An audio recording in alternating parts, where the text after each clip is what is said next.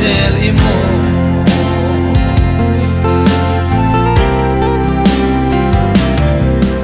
ton mang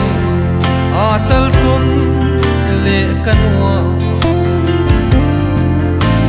asa mel moile nui rine bia thu ran ka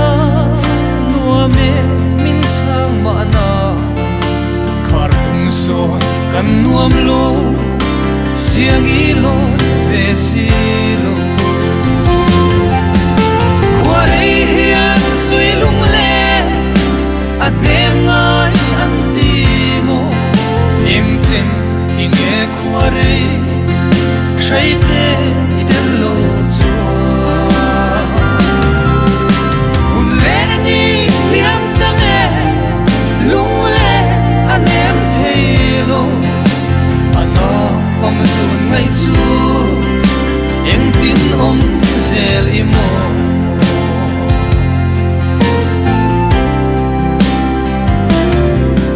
biale thuariat nuwa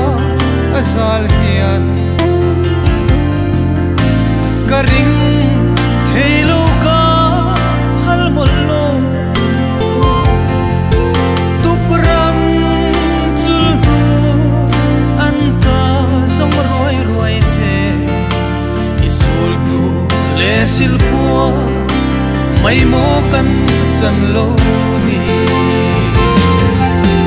khwari hian sui lung le anem ngai an ti mo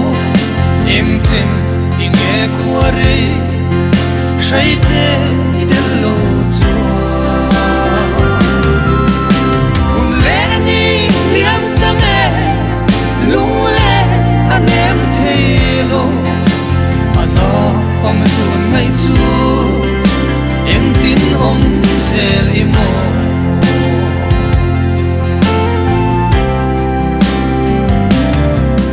khua tha ro me ya lo zama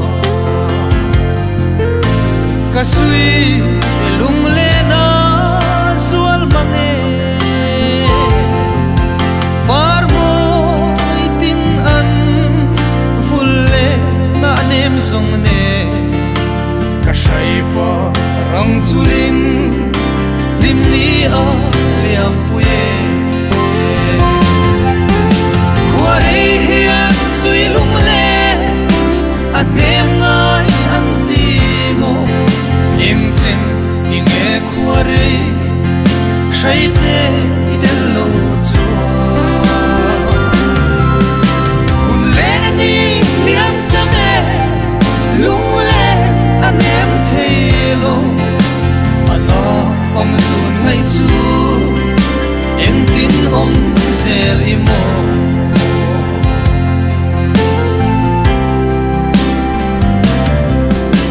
ami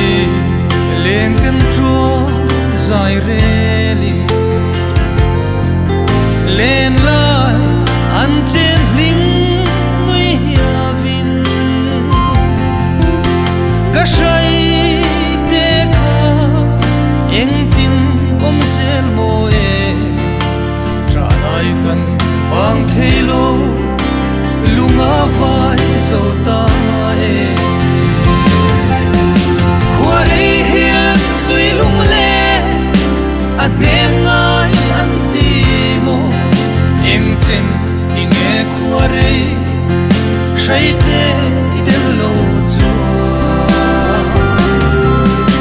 un le ni liam ta me lung le anem thelo ana phong zun ngai chu eng tin om zel imo phong zun ngai chu